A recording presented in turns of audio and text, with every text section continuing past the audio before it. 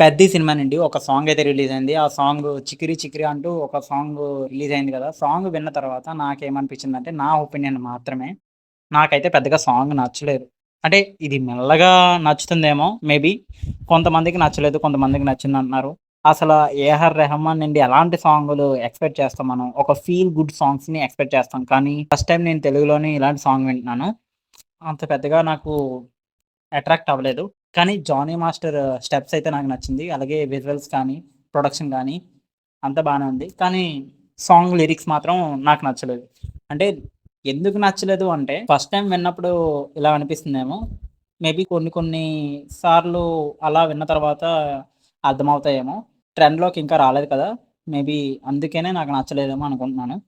Anyway నాకైతే పెద్దగా song అయితే నచ్చలేదు. ఈ సాంగ్ వింటుంటే అలా 'మత్తు వదలరా' సినిమాలోని 'దాసు దాసు' అనే ఒక సాంగ్ ఉంటుంది కదా! Item song. ఆ సాంగ్ గుర్తొస్తుంది.